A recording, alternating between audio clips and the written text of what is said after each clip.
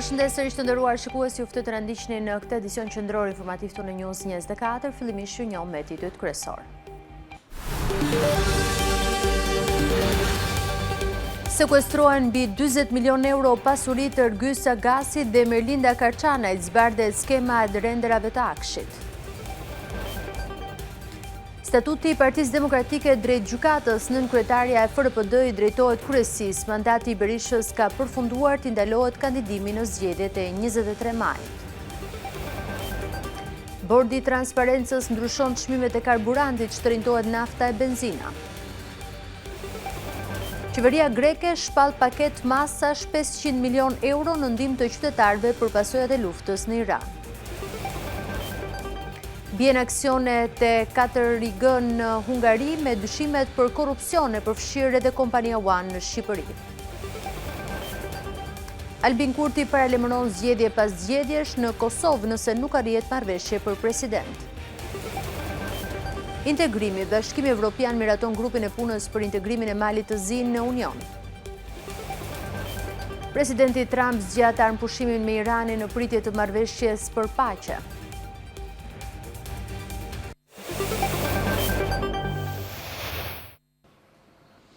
Pasuritë e Ergysa Gasit janë vënë në sekuestro me vendim të gjykatës posaçme, ndërsa ai është nën kërkim si pjesë e një grupi kriminal që vepronte brenda Akshit. SPAK dyshon se Agasi në bashkëpunim me Merlinda Karçanajn dhe Ermal Beqirin kanë përfituar miliona euro përmes tenderave dhe pagesave fiktive. Vlera e aseteve të sekuestruara arrin rreth 40 milion euro. Pasuritë e Ergysa Gasit u vunë këtë të mërkurë nën sekuestro pas vendimit të gjykatës së posaçme. Agasi është në listën e njerëzve më të kërkuar në vend, pasi akuzohet bashkë me Ermal Beqirin si kreu i një grupi kriminal që vepronte brenda Akshit. Sipas SPAK, Ergysa Gasi, duke shfrytzuar njohjen dhe raportin e tij të ngushtë me të hetuarën Merlinda Karçanaj, ka përfituar vlera të konsiderueshme monetare nga kompanitë Soft and Solution e Ermal Beqirit, Fastech e Andis Papës dhe First e Gzim Hoxhës. Këto kompani fitonin tendera pranë Agjencisë Kombëtare të Shoqërisë Informacionit që drejtohej nga Merlinda Karçanaj dhe në këmbim bënin pagesa në formën e shërbimeve në llogarinë e kompanisë EA Solution në pronësitë e Ergysa Gasit. Andis Papa dhe Gzim Hoxha kanë pranuar para SPAK se pagesat i kanë bërë në favor të shoqërisë Ergysa Gasit, pasi një gjë e tillë ju ishte propozuar nga Ermal Beqiri. Ata kanë mohuar të kishin lidhje të mëparshme me këtë shoqëri, ndërsa rezulton nga hetimet se EA Solution nuk ka kryer asnjë shërbim konkret, për shkak se punonjësit e saj kontrolloheshin dhe drejtoheshin nga kompania Soft and Solution e Ermal Beqirit. Të dhënat tregojnë se shoqëria EA Solution është krijuar pikërisht për të justifikuar këto kreditime dhe për të mbuluar qëllimin dhe natyrën e vërtetë të tyre, që në të vërtetë përbëjnë përfitim të parregullt korruptiv të hetuarve Ergysa Gasi dhe Merlinda Karçanaj, të cilët në bashkëpunim kanë krijuar kushtet e nevojshme për paracaktimin dhe shpalljen fitues të këtyre shoqërive në procedurat e prokurimit zhvilluar nga Akshi, thuhet në dokument. Në total, shuma e përfituar nga Ergysa Gasi rezulton mbi 1 miliard lek, 470.000 euro, nga të cilat 94 milion lek në formën e pijeve të shtrenjta alkolike, si vere kuqe, shampanjë të tjerë. Vera e shtrenjtë dyshohet të jetë marrë në formën e rishfetit nga Gasi dhe Karçanaj. Referuar hetimit të SPAK, rezulton se Ergysa Gasi ka ndërtuar paleje, vila dhe godina të tjera tek Ekos Resort dhe i ka legalizuar në kundërshtim me ligjin. Po ashtu ai ka mundur të përvetsoj qindra mijëra metra katror tokë të llojit pyll në qeha Shytaj Petrel, të regjistruara në kundërshtim me ligjin. Ergysa Gasit janë sekuestruar edhe 2 vila në 2 rezidenca, një në Tiranë dhe një në Palas. Rezulton se ai zotron pasuri të pajustifikuar dhe një sër apartamentesh në Tiranë e Durrës, garazhe, automjete si dhe llogari bankare. Nën sekuestro u vunë edhe pasuritë e Merlinda Karçanajt, ish drejtoresha e Akshit, ku bëhet fjalë për 3 banesa të fshehura, një sipërfaqe toke dhe një automjet, si dhe asetet e Ermal Beqirit. Në total, vlera e aseteve të sekuestruara llogaritet në 40 milion euro. Teksa kishin marrë nën kontroll Akshin, Agasi dhe Beqiri dyshohet se urdhëruan edhe rrëmbimin e rivalëve, duke i detyruar ata të tërhiqeshin nga tenderat. Një ditë më parë, emisioni në Shënjestër në News 24 zbuloi detaje nga dosja e SPAK për sekuestrimin e pasurive të ish-drejtoreshës së Agjencisë Kombëtare të Shoqërisë së Informacionit. SPAK ka zbuluar se apartamenti ku jetonte Karçanaj ishte i saj, megjithse deklaronte sikur ishte me qira. SPAK sekuestron 3 apartamente në Tiranë dhe Qerret të Kavajës që dyshohet se janë pasuri të fshehura të ish-drejtoreshës së Akshit Mirlinda Karçanaj, duke rrëzuar pretendimet e kryeministrit se ish-zyrtarja e lartë jeton me qera. Karçanaj dyshohet si pjesë e grupit të drejtuar nga Ergys Agasi dhe Ermal Beqiri, kompanitë të cilëve ushqente me tenderat e institucionit. Nën sekuestro janë vënë edhe 9 llogari bankare dhe një automjet në emër të ish-shefes së Akshit, pasi dyshohet se rrjedhin nga korrupsioni. Me vendim të gjykatës së posaçme janë sekuestruar edhe pasuritë miliona euro të Ergys Agasit dhe Beqirit, si dhe biznesmenëve të tjerë që pohetohen për aferën e Akshit. Lidhur me të ardhurat e palishme të përfituara në formë korruptive nga e hetuara Mirlinda Karçanaj, thot SPAK, ekzistojnë dyshime të arsyeshme të bazuara në prova të cilat të analizuara në harmoni me njëra tjetrën, bëjnë të besohet fakti se ajo ka përfituar në mënyrë indirekte nga Ariola Koromani nëpërmjet Daniel Shimës shumën prej 200.000 eurosh. Në disa raste ka marrë kuti vere të mbushura me kartmonedha me euro, me prerje 100, 200, 500 euro, si dhe ka përfituar nga persona të tjerë të lidhur me shtetasit Ermal Beqiri dhe Ergys Agasi, ku përmendim blerjen e 3 pasurive të paluajtshme, 2 në Tiranë dhe 1 në Qerret, me qëllim favorizimin e kompanisë Soft and Solution apo kompanive të tjera, thot SPAK. Pasuria e parë është një apartament në rrugën Dervish Hima në Tiranë me sipërfaqe 203.3 m2, ku jetonte me qira Karçanaj, por sipas SPAK ajo e ka poseduar efektivisht apartamentin që përpara se të nënshkruante kontratën e qiras dhe është provuar që kontrata është fiktive dhe është kryer në mashtrim të ligjit me qëllim fshehjen e faktit që kjo banesë është bler me qëllimin e vetëm për t'u përdorur nga e hetuara Mirlinda Karçanaj. Lidhur me një apartament në rrugën e Kavajës rezulton nga hetimet se dyshohet se rrjedh nga para të korrupsionit dhe në 2019 motra e Daniel Shimës, ish zëvendës drejtorit të Akshit që u zhduk në mënyrë të mistershme vjeshtën e 2025-s për më shumë se 10 orë, ja shiti nënës së Karçanajt. Nga hetimet rezulton se vlera reale e transaksionit të kryer për blerjen e këtij apartamenti është rreth 60.000 euro dhe jo sa është deklaruar në aktet notariale ku vlera prej 80.000 euro është paguar kesh nga Mirlinda Karçanaj me të ardhura që rrjedhin nga aktiviteti kriminal, thot SPAK. Ndërkohë një apartament duplex në Qerret të Kavajës, regjistruar në emër të një prej punonjësve të kompanisë Ermal Beqirit, dyshohet se është pronë faktike e Karçanajt. Ishte shoferi i saj që fillimisht e gënjeu SPAK, por më vonë pranoi se shefja e tij kishte jetuar atje deri në gusht të vitit 2025 dhe ishte ai që kishte bërë pagesat për administrimin. SPAK njoftoi në fund të vitit 2025 se kishte zbuluar një grup kriminal që vepronte brenda Akshit. Ergys Agasi dhe Ermal Beqiri, sipas prokurorisë, urdhëronin rrëmbimin e rivalëve dhe në nënkërcënim i detyronin të tërhiqeshin nga tenderat.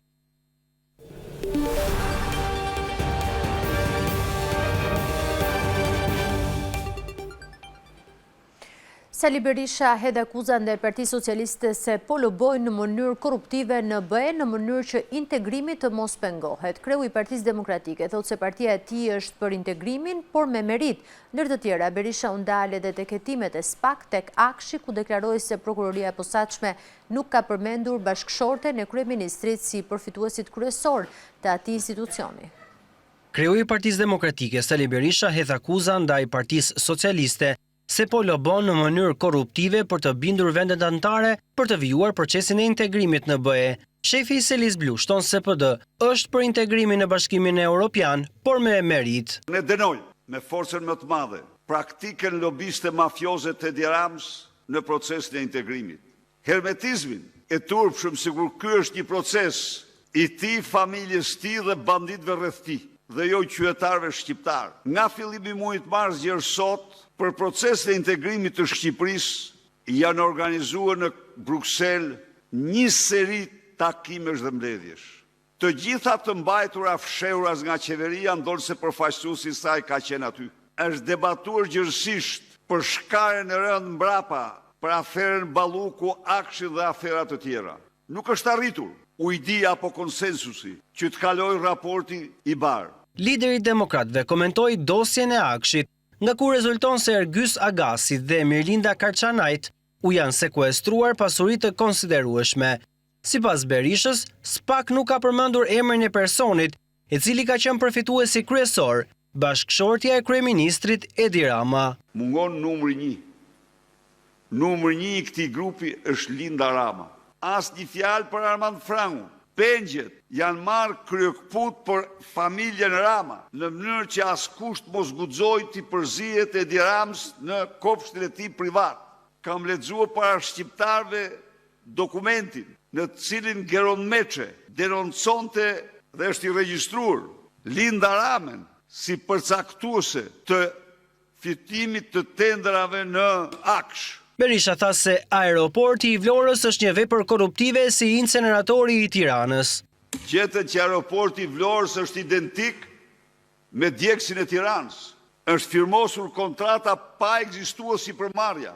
Është firmosur kontrata në prill në një kohë kur sipërmarrja është krijuar në maj.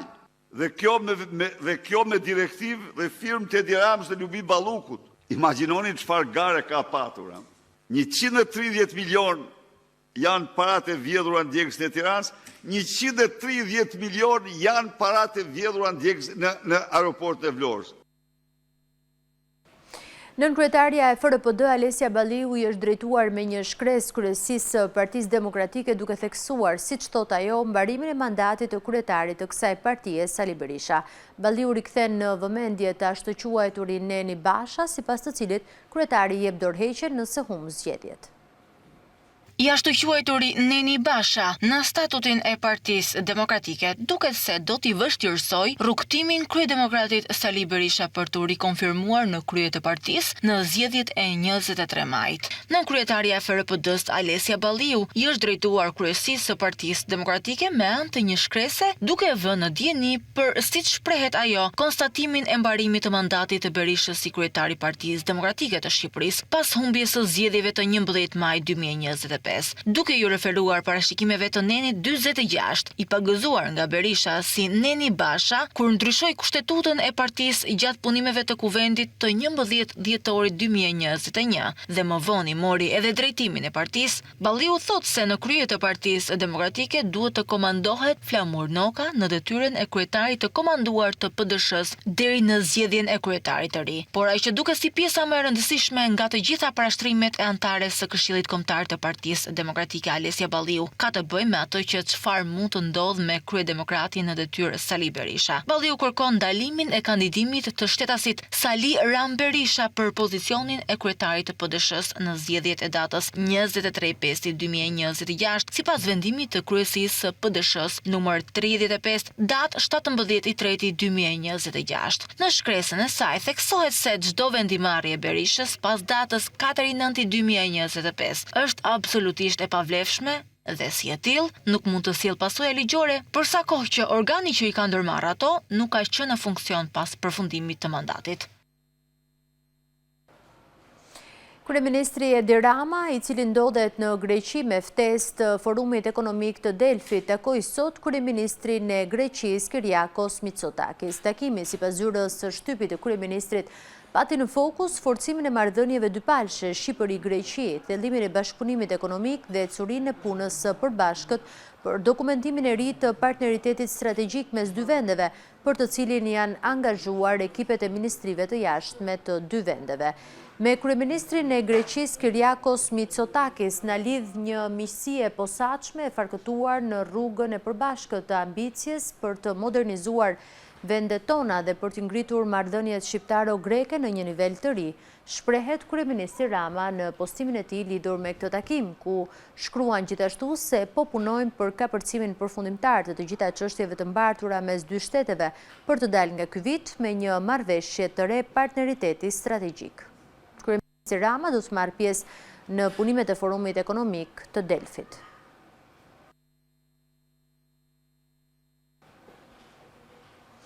Qeveria greke miratoi një paket mbështetëse prej 500 milion eurosh për familjet për të frenuar ndikimin e luftës së Iranit tek qytetarët vendas. Kryeministri Kyriakos Mitsotakis tha se qeveria do të ofrojë një sër masash emergjente dhe të përhershme, të cilat përfshin zgjatjen e subvencioneve të karburantit për muajin maj dhe subvencionet e plerave deri në gusht. Ai njoftoi gjithashtu një ndihmë për familjet me fëmijë dhe ndihmë më të lartë vjetore për pensionistët.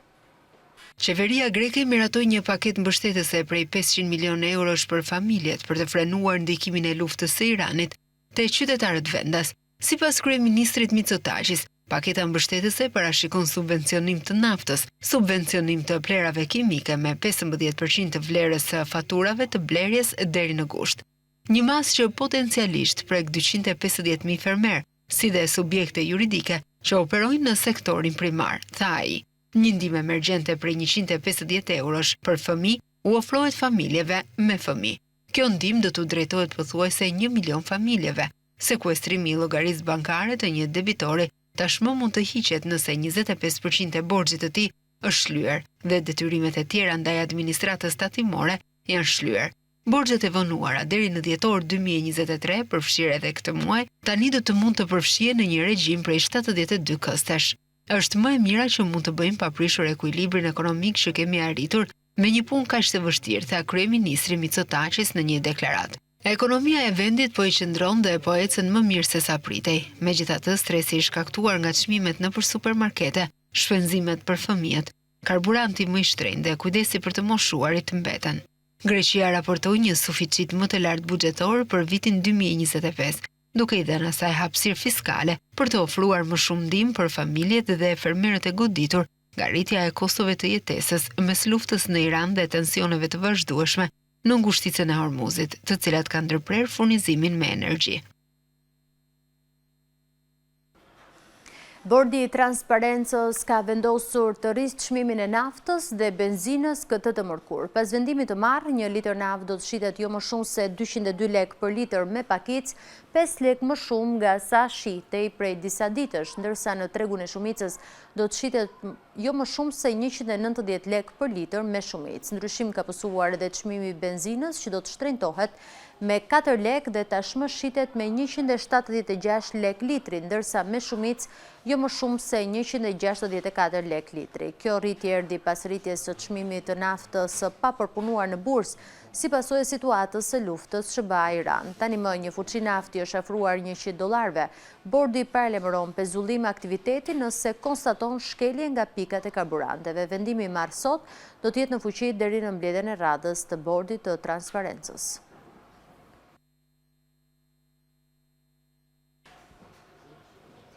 Organizatat e biznesit janë drejtuar me 6 kërkesa qeverisë shqiptare duke kërkuar rishikim të barrës fiskale dhe mbështetje për sektorët më të ekspozuar nga rritja e çmimit të karburantit. Bizneset paralajmërojnë se në rast se kërkesat e tyre nuk merren parasysh dhe qeveria nuk ndërhyn, do të ketë rritje çmimesh, mbyllje biznesesh dhe largim punonjësish. Organizatat e biznesit në hapësirën barë shqiptare kanë bërë thirrje për ndërhyrje të menjëhershme për të përballuar rritjen e çmimeve të karburanteve, duke paralajmëruar se situata po kthehet në një rrezik real për ekonominë, konkurrueshmërinë e bizneseve dhe fuqinë blerëse të qytetarëve. Bizneset kërkojnë rishikim të përkohshëm dhe fleksibël të barrës fiskale mbi karburantet dhe paralajmëruan se nëse nuk veprohet, do të ketë shtrenjtim të çmimeve të produkteve të tjera. Kërkojmë rishikim të përkohshëm dhe fleksibël të barrës fiskale. Ne besojmë që struktura aktuale e çmimit përmban një peshë të lartë taksash. Nevojitet ndërhyrje e targetuar për stabilizimin e tregut në përputhje me praktikat e vendeve të Bashkimit Evropian. 2. Transparenca e plotë në formimin e çmimeve. Forcimi 3. Forcimi i kontrollit të konkurrencës së ndershme. 4. Mbështetja për sektorët më të ekspozuar. Besojmë që transporti, bujqësia, industria prodhuese, shërbimi dhe turizmi janë më të ndikuara dhe kërkojnë masa konkrete, lehtësuese për të mundur që të jenë konkurrent në tregjet tona.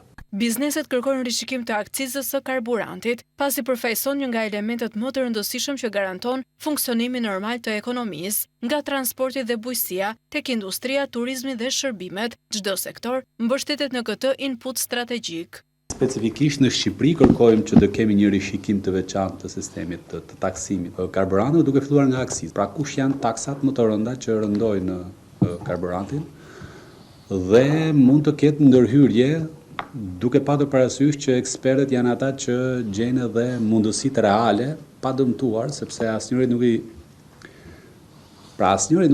i intereson që të dëmtojmë të ardhurat në buxhetin e shtetit. Pra ne na interesojnë të rritën të ardhurat në buxhetin e shtetit. Por, nga ana tjetër, nuk duhet të rritën të ardhurat në dëm të sipërmarrjes private. Pra nëse kemi një rritje të bursës së naftës, nuk mundet që buxheti të përfitojë edhe rritjen e TVSH-s për këtë rritje të bursës. Nëse nuk ndërmerren masa të menjëhershme, bizneset paralajmërojnë për shkallëzim të rritjes së çmimeve, frenim të investimeve, rrezikim të vendeve të punës dhe pasoja afatgjata për ekonominë. Kompania hungareze 4G që zotëron kompaninë e telefonisë celulare në Shqipëri One Telecommunications ka pësuar humbje të vlerës së aksioneve në bursë, pasi mund të jetë subjekt i hetimeve penale për lidhjet korruptive me qeverinë e mëparshme hungareze të Viktor Orban. Pas deklaratave të kryeministrit të zgjedhur hungarez Madjar për hetimin e kompanive që dyshohet se përbënin kolonën e sistemit korruptiv të ngritur në Hungari nga Viktor Orban, aksionet e kompanisë 4iG kanë humbur mbi 32% të vlerës së tyre brenda një muaji të vetëm. Kompania 4iG zotëron kompaninë e telefonisë celulare në Shqipëri One Telecommunications. 4iG e konsideruar si një biznes vasal i kryeministrit të larguar Orban mund të përballet me të lashe ligjore.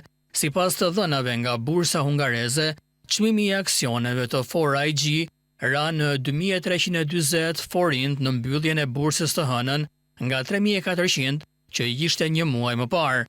Kryeministri i zgjedhur Madjar ka deklaruar publikisht se qeveria do të ngrejë një zyrë të posaçme e cila do të gjurmojë dhe konfiskojë pasuritë e grupit të ashtuquajtur NER, kompani private që dyshohet se përbënin kolonën e sistemit korruptiv në Hungari. Kjo është edhe arsyeja sepse aksionet e 4iG janë duke rënë në pikjat dhe krahasuar me pikun e tyre në fund të vitit kaluar, çmimi i tyre ka rënë me më shumë se 2 herë, por vetë kompania 4iG është mbrojtur duke deklaruar publikisht se aktiviteti i saj është ngritur mbi baza të shëndosha dhe kontratat e saj me prodhuesit amerikan të armëve kryesore globalisht, siç është Northrop Grumman, ofrojnë një garanci për rritje të mëtejshme. Nëse qeveria e re në Hungari do të klasifikojë edhe paratë e blerjes së One nga 4iG si të ardhura nga korrupsioni, kjo mund të hapte skenar të tjerë për të ardhmen e One në Shqipëri.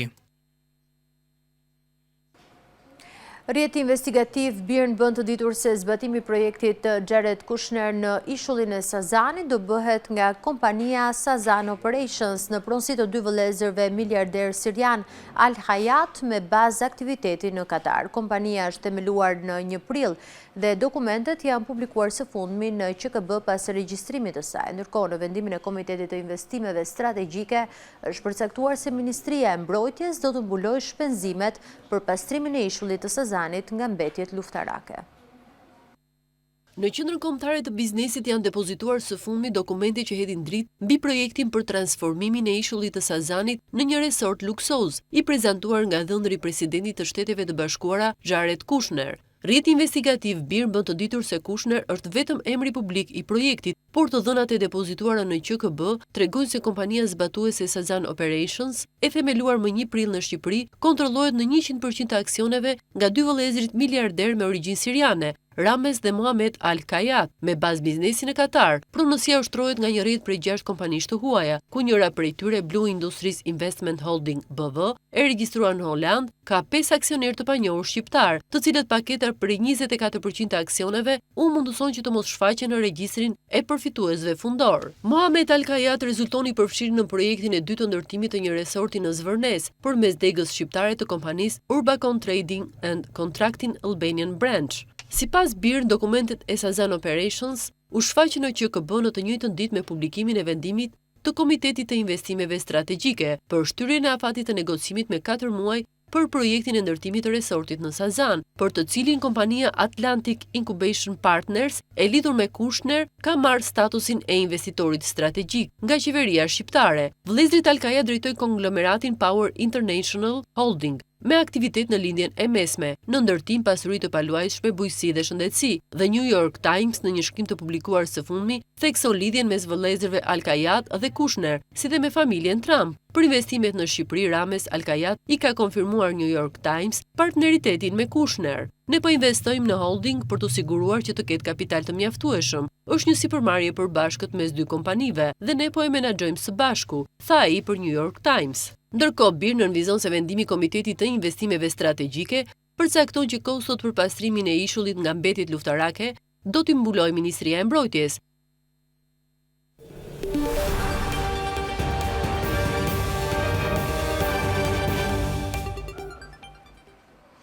SPAK godet një call center në zemër të Tiranës. Aksioni u krye në bashkëpunim me francezët dhe Agjencinë e Mbikëqyrjes Policore për shkak se në pranga përfundoi një efektiv i komisariatit numër 1 në Tiranë për përfshirje në rrjetin e call center. Gjatë aksionit u sekuestruan kompjuterat, celularët, dokumente e të tjerë, ndërsa u shpallën në kërkim pronarët. Viktima e mashtrimit ishin kryesisht shtetas francez. Hetimet u zhvilluan nga prokurori Ned Nakuçi.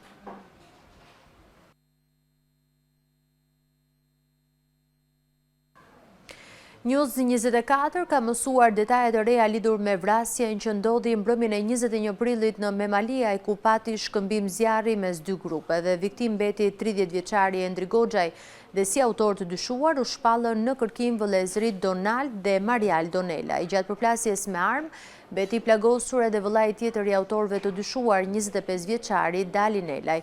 Dyshohet se autorët dhe viktima kanë pasur konflikte të mëparshme për çështje droge. Dy vëllezër, Donald dhe Marial Donelaj, njëri prej tyre antar i një grupi të strukturuar kriminal, u shpallën në kërkim pas vrasjes me armë zjarri të 30 vjeçarit Endri Goxhaj në Memaliaj. Ngjarja e rëndë ndodhi mbrëmjen e së martës në qendër të qytetit, ku mësohet se mes 3 vëllezërve dhe viktimës, pjesë e dy grupeve të ndryshme, pati shkëmbim zjarri, ngjarje që përfundoi me vdekjen e Endri Goxhajt dhe plagosjen e vëllait tjetër të Donaldit dhe Marialdos, 25 vjeçarit Dali Nelaj. 30 vjeçari Endri Goxhaj ndërroi jetë teksa transportohej për në spital, ndërsa Dali Nelaj ka marrë 4 plumba në pjesë të ndryshme të trupit. Për ngjarjen, policia ka shoqëruar disa dëshmitar okular dhe persona të tjerë që mund të kenë dieni për konfliktet midis grupeve, por deri tani dëshmitë e tyre nuk i kanë ndihmuar hetuesit për të zbardhur konfliktin. News 24 mëson se konfliktet midis grupeve kanë qenë të hershme. Dyshohet për çështje droge, ku i dyshuari Donald Nelaj rezulton me precedent penal për trafik droge si pjesë e një grupi të strukturuar kriminal. Grupi në të cilin Donald Nelaj bënte pjesë është goditur në 2018 nga policia e Sarandës dhe gjithashtu rezultoi autori grabitjes të pikës së këmbimit valutor në Tepelen. Donald Nelaj është personi i fundit që ka pasur kontakt me Eraldo Muçin, shokun e Aleksandr Sadikajt, i njohur si Sancho. Ky i fundit i vrarë në një atentat me eksploziv në zonën e Saukut në Tiranë më 11 qershor të vitit 2022. Po ashtu, burime bëjnë me dije se i plagosuri Dali Nelaj është dhëndër në Fisin Kalemi. Për konfliktin e 21 prillit është ngritur një grup i posaçëm hetimor në drejtimin e prokurorisë së Gjirokastrës dhe mendohet se dy vëllezërit, Donald dhe Marial Donelaj, fshihen në rrethinat e Memaliajt. Një operacion antidrog çoi në identifikimin e 36 personave që merreshin me shpërndarjen dhe shitjen e kanabisit dhe kokainës në zona të ndryshme të Tiranës. Gjatë aksionit u arrestuan 15 persona dhe 16 të tjerë u shpallën në kërkim, ndërsa 5 prej tyre ishin të arrestuar më herët po si shpërndarës droge. Hetimet nisën 3 muaj më parë, ndërsa dozat janë blerë edhe me agent infiltruar. Një hetim i nisur 3 muaj më parë çoi në identifikimin e 36 personave të ndarë në grupe të caktuara dhe veçmas e që merreshin me shpërndarjen dhe shitjen e kanabisit dhe kokainës në zona të ndryshme të Tiranës. Për 15 prej tyre, antidroga e Tiranës ekzekutoi masat e sigurisë arrest në burg. 16 të tjerë u shpallën në kërkim, ndërsa 5 personave ju komunikua një masë e sigurie në qelitë e burgut, pasi ndodhen të arrestuar më herët, po për të njëjtën vepër penale. Personat e arrestuar dhe ata të shpallur në kërkim vepronin veçmas, por edhe të ndarë në grupe, në shitjen dhe shpërndarjen e lëndove narkotike, kanabis dhe kokain. Ata dyshohet se furnizonin me drogë disa zona të ndryshme të Tiranës, por shpërndanin gjithashtu drogë dhe në afërsi të shkollave, si dhe në lokalet e natës. Ky operacion është vimësi e disa të tjerave të ndodhura më herët, pasi përgjimet telefonike të personave të arrestuar në ato operacione nxorën në pa emra të tjerë të dyshuarish si të përfshirë për të faktuar aktivitetin e tyre. Ata janë mbajtur në vëzhgim në terren, madje në disa raste është bërë blerje e stimuluar me agent të infiltruar policie. Gjatë operacionit u sekuestruan 60 kg 300 gram kanabis, 2 kg 50 gram kokain, 4 armë, një prej të cilave pistolet dhe 3 armë gjahu, si dhe shuma të ndryshme parash dhe sende të tjera të kundërlishme. Zbulimi i disa ambienteve të përshtatura për lojra të paligjshme fati në Tiranë dhe Lezhë ka çuar në zhvillimin e një operacioni të gjerë ku janë sekuestruar makineta, tavolina për poker dhe një ambient i përshtatur për shitje droge. Ky operacion çoi në dorëheqjen e drejtuesit të policisë në Lezhë denoncimet. Mësohet se ishin kryer në postën elektronike të kryepolicisë Skënder Hita.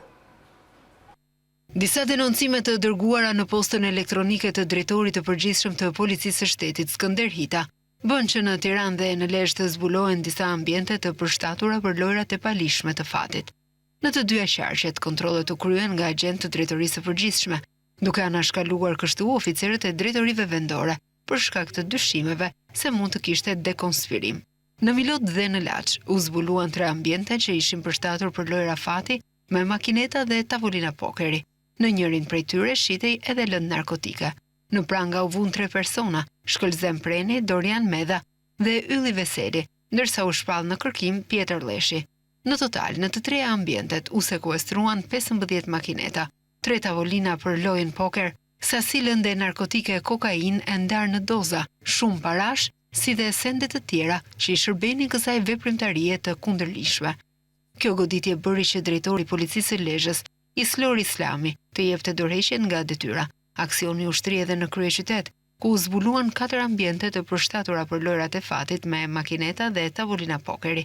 Në pranga në Tiranë u vun 5 persona: Gjulian Kaloshi, Clement Çuri, Redion Muka, Edmond Ndreka dhe Klodian Vishkurti. Në vijim 2 persona të tjerë u shpallën në kërkim. Në total, në këto ambiente u sekuestruan 16 kompjutera për lojra fati, tavolina për lojën poker, si dhe sende të tjera që shërbenin për këtë veprimtari të paligjshme. Drejtoria vendore e policisë së Tiranës drejtohet nga Eltona Lushi. Aksioni për goditjen e kësaj veprimtarie të paligjshme pritet të shtrihet në të gjitha qarqet.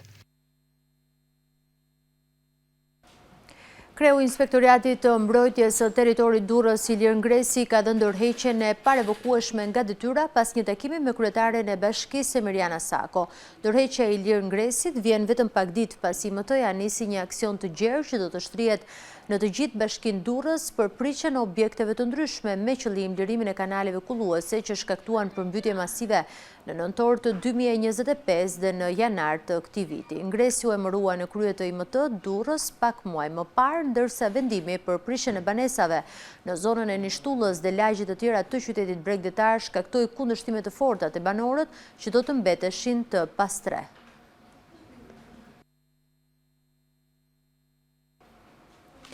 Serian Mazreku është emëruar drejtori i ri i burgut të Durrësit dhe prezantimi i tij u bë nga drejtori i përgjithshëm i burgjeve Adriatik Kupi në kuadër të ndryshimeve në drejtimin e institucioneve të vuajtjes së dënimit. Emërimi i Serian Mazrekut në këtë detyrë erdhi pasi drejtori i komanduar i burgut të Durrësit Edmond Labani ndroi jetë në fillim të këtij muaji pas një sëmundjeje të rëndë. Serian Mazreku aktualisht është antar i Këshillit Drejtues të Portit të Durrësit dhe ushtron profesionin e avokatit. Vite më parë, Mazreku ka drejtuar për rreth 8 vite njësinë administrative numër 6 në Durrës.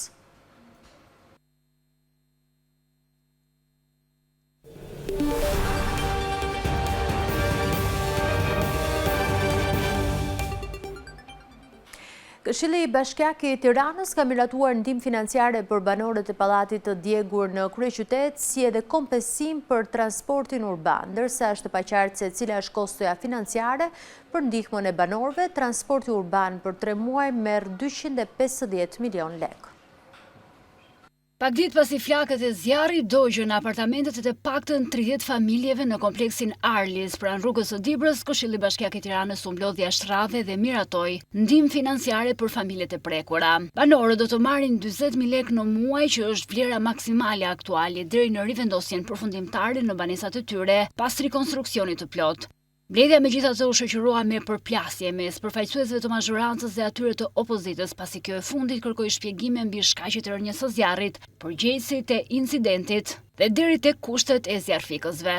Dhe ne nuk mund të sillemi këtu sikur jemi një fondacion bamirësie. Bëjmë dot pyetje, ore çfarë ka ndodhur? Për çfarë po japim këto parat? Është në proces hetimor. Një sekond, jo. Nuk mund marrim atributet e një strukture. Nuk mund ta trajtoni çdo gjë këtu që është proces hetimor. Nuk e ndryshon vendimin që do të marrim ne sot. Zona Gjulali, kur ta merrni fjalën si këshilltar, keni drejtë të flisni për të çështje. Përkundrazi, u jep atyre qytetarëve dhe të tjerëve më shumë garanci për jetët e veta. Sa godina të tjera janë me të njëjtat materiale ndërtimi dhe që mund të jenë nga zjarri. Ti duhet t'i kërkosh Bashkisë Tiranës llogari pse ata zjarfikësit aty nuk kishin gjithë pajisjet e nevojshme. Këtë duhet bësh ti. Në debat, nënkryetaria e bashkisë tha se pallati nuk ishte i kolauduar. Nuk kam pasur kur titullin e pronësisë, pasi ai objekt ka qenë për 1000 arsye jashtë kushteve të lejes, pra jashtë certifikimit zyrtar, të cilën duhet ta marrësh përpara se objekti të regjistrohet dhe të certifikohet. Tani, kjo ka ndodhur në këtë rast. Ky pallat është kolauduar apo jo? Jo. Ndërkohë banorët janë futur brenda. Kështu? Fasada e këtij pallati u doq në 2021-shin. Apo jo? Nuk e di këtë. Ndërkohë që nuk ishte kolauduar, ka qenë lajm publik. Ndërsa tani është e paqartë se cila është kostoja financiare për të ndihmuar banorët e godinës së djegur. Një vendim tjetër vjen me kosto më të qartë.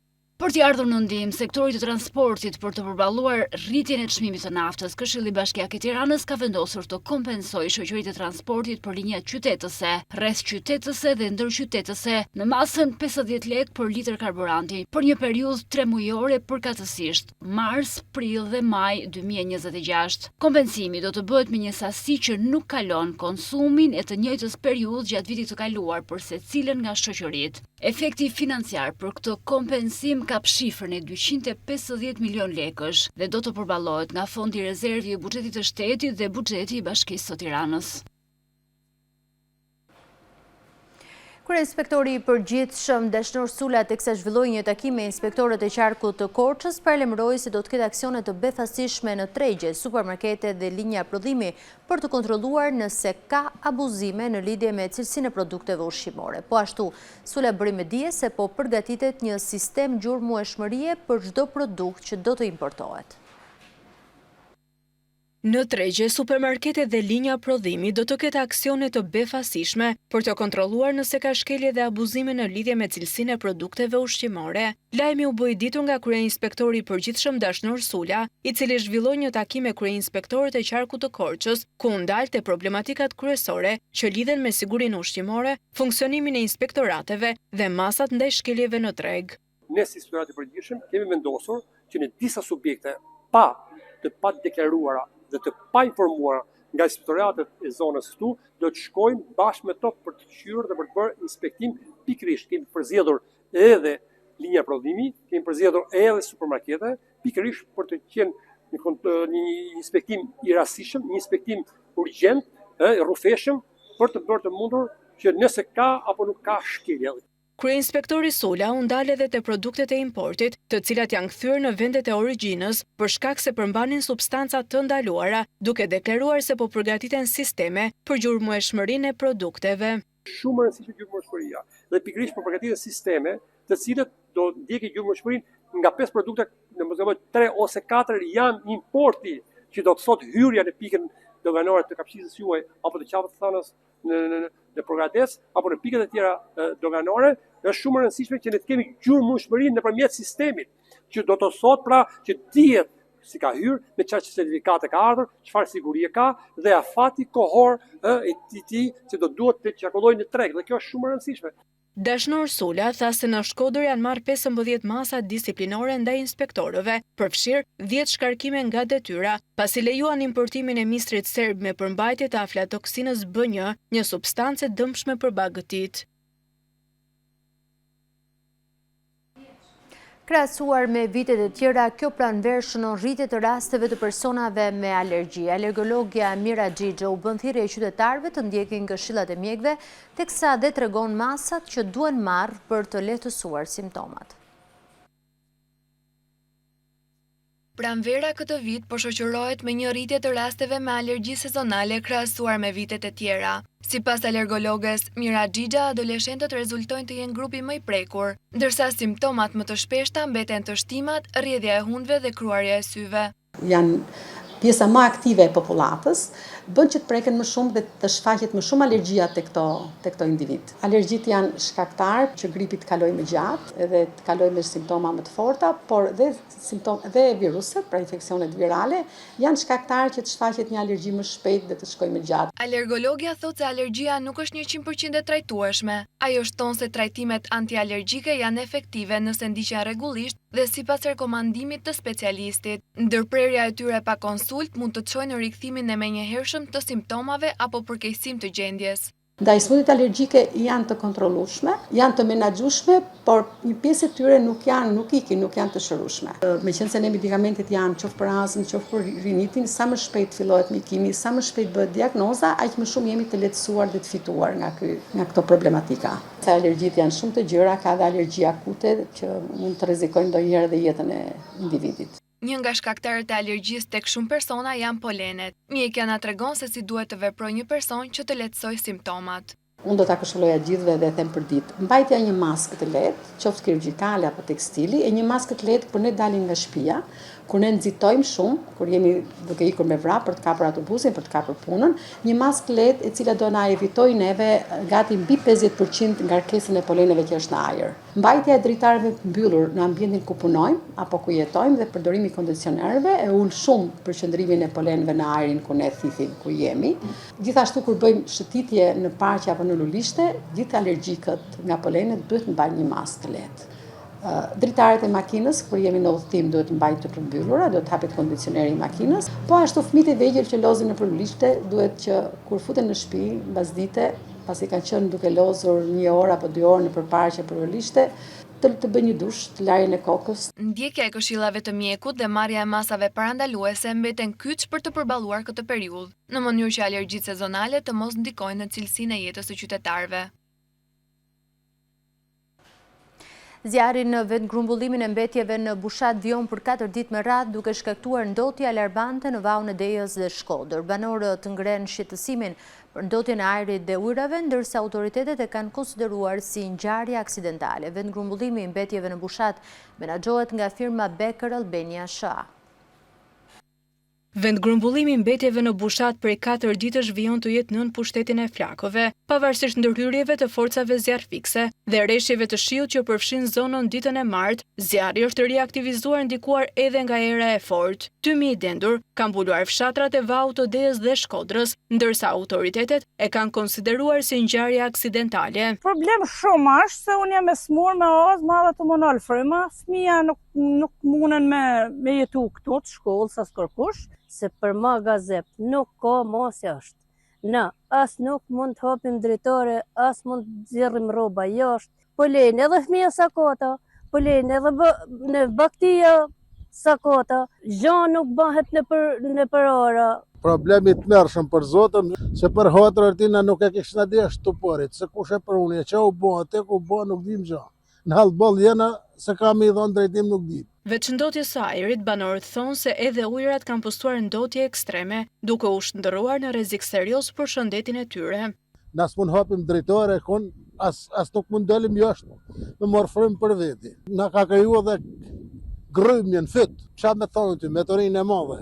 Veç Zoti e baft mirë, gjithmonë kjo zonë, as ka me burim ujit kun, kena bo shpime, kena bo tëna janë këtë notuna, mor peshku më përdri e s'ka me të gjokë, nuk si e ka qitë fare shtë gjokë. Kena bo shpimet, është bo uj naft, nësë kena uj, as kena si gjokë. Ujnë e kena shumë pisë, një aty nuk mundën mungi me frym. Vendgrumbullimi i mbetjeve në bushat menaxhohet nga firma Beker Olbenja SHA, që në vitin 2011 ka nënshkruar një kontratë për një periudhë 35 vjeçare me ish komunën e Bushatit. Aksioner të kompanisë që menaxhon landfillin janë Renaldo Jonaidhi, Pranvera Manja dhe Eliona Zaimi. Landfilli u përurua në korrik të vitit 2011 me një investim prej 500 milion lekësh nga qeveria shqiptare, Banka Gjermane KFV dhe me asistencën e Bankës Botërore.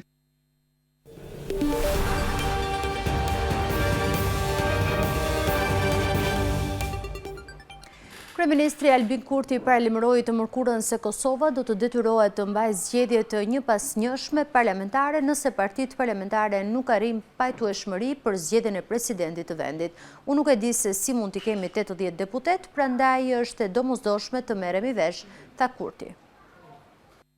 Kryeministri Albin Kurti paralajmëroi të mërkurën se Kosova do detyrohet të mbajë zgjedhje të njëpasnjëshme parlamentare nëse partitë e vendit nuk arrin pajtueshmëri për zgjedhjen e presidentit të vendit, kur ka mbetur më pak se një javë nga mbarimi i afatit kushtetues për këtë çështje. Kurti, i cili është një herësh edhe kryetari i partisë në pushtet lëvizje vetëvendosje, tha për gazetarët se zgjedhjet e reja gjithashtu do t'i kushtonin vendit humbje në vlerë 10 milion euro. Nëse shkojmë në zgjedhjet e reja, së paku 10 milion euro ato kushtojnë për organizimin e tyre nga KQZ. Dhe nëse shkojmë në zgjedhjet e reja, nuk do të kemi zgjidhje. Me qenë se sërish do të na duhet të shkojmë në zgjedhjet e reja, e pas atyre sërish do të na duhet të shkojmë në zgjedhjet e reja, me qenë se unë nuk e di se si mund të kemi 80 deputet. Prandaj është domosdoshme që të merremi vesh. Presidenti i Kosovës zgjidhet me 2/3 e votave në 2 raundet e para të votimit, apo me 61 vota në raundin e tretë, por nevojiten 80 deputet në sallë që seanca të mund të mbahet. Prandaj nevojitet një marrëveshje mes partive parlamentare për këtë çështje, duke qenë se asnjëra parti, madje as ajo në pushtet e Kurtit me 57 deputet, nuk e ka një numër kaq të madh deputetësh në kuvendin me 120 vende. Një afat kushtetues për zgjedhjen e presidentit skadon më 28 prill, dhe nëse deri atëherë nuk zgjidhet një president, Kosova do të mbajë zgjedhje të reja brenda 45 ditësh.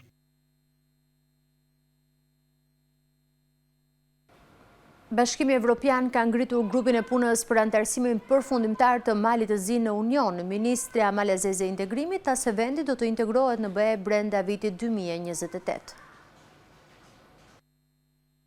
Mali i Zi futet në fazën përfundimtare të antarësimit në Bashkimin Evropian. Ambasadorët e vendeve anëtare të Unionit kanë miratuar sot krijimin e një grupi pune që do të përgatisë marrëveshjen e antarësimit. Vendimi është marrë në Bruksel nga Komiteti i Përfaqësuesve të Përhershëm, ndërsa lajmi është konfirmuar nga Presidenca Cipriote e Këshillit të Bashkimit Evropian. Presidenca Cipriote ka punuar fort që ky grup të ngrihet sa më shpejt, sidomos duke pasur parasysh punën e gjatë teknike që duhet përfunduar para se të nisë hartimi konkret i marrëveshjes. Jemi të bindur se kjo do t'i jap një mesazh të qartë se antarësimi është brenda mundësive për vendet partnere të zgjerimit, u shpreh një zëdhënës i presidencës cipriote. Sipas deklaratave zyrtare, ky grup do të merret me përgatitjen teknike dhe ligjore të traktatit të antarësimit, një hap i domosdoshëm para finalizimit të procesit. Ministre e Çështjeve Evropiane të Malit të Zi, Maida Gorçević, e ka cilësuar këtë zhvillim si moment historik. Kjo është faza e fundit drejt antarësimit të plot në Bashkimin Evropian, është shprehur ajo,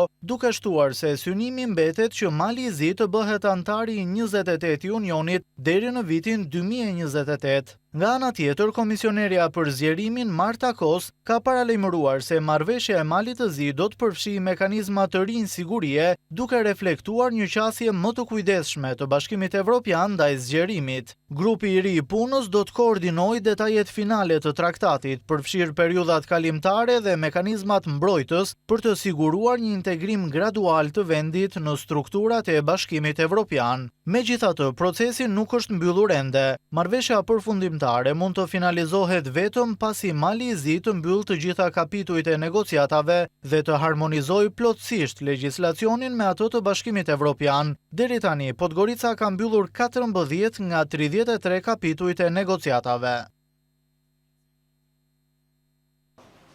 Në shumicë dërmuese, Parlamenti grek ka votuar heqjen e imunitetit të 13 deputetëve të partisë në pushtet Demokracia e Re pas kërkesës së Prokurorisë Evropiane që ngritin ndaj tyre akuza për korrupsion. Edhe vetë deputetët për të cilët kërkohej heqja e imunitetit votuan pro. Parlamenti i Greqisë ka miratuar me një shumicë të gjerë votash kërkesën për heqjen e imunitetit të 13 deputetëve, emrat e të cilëve përmenden në 2 dosje të reja të Prokurorisë Evropiane për keq menaxhim të subvencioneve nga agjencia e saj e pagesave. Kryeprokurori Evropian këtë muaj i kërkoi Parlamentit grek heqjen e imunitetit të 13 ligjvënësve aktiv të partisë në pushtet Demokracia e Re, përfshirë ish-ministrat e bujqësisë dhe mbrojtjes civile, në mënyrë që ata të hetohen për rolet e tyre të dyshuara në këtë skem. Ata kanë mohuar të kenë bërë ndonjë shkelje, por duke ju drejtuar Parlamentit përpara votimit të së mërkurës, ata thanë se ranë dakord që imuniteti i tyre të hiqet në mënyrë që hetimi të mund të vazhdojë. Në votimin nominal morën pjesë 288 deputet, ndërsa 9 munguan. Rezultatet për secilin rast tregojnë një mbështetje pothuajse unanime për heqjen e imunitetit, me votat pro që variojnë nga 285 deri në 287 dhe vetëm 1 ose 2 vota kundër në çdo rast. Sipas mediave greke, të paktën 10 nga deputetët e përfshirë votuan vetë pro heqjes së imunitetit të tyre, si dhe të kolegëve të tjerë. Kemi bëritur kështu në fund të këtij edicioni informativ. Për të informuar në çdo kohë me lajmet më të fundit nga vende, rajone dhe bote, ofto të vizitoni faqen balkanweb.com, aty mund të ndiqni dhe News 24 në live stream. Ju falenderoj për vëmendjen tuaj, bashkë natën e mirë.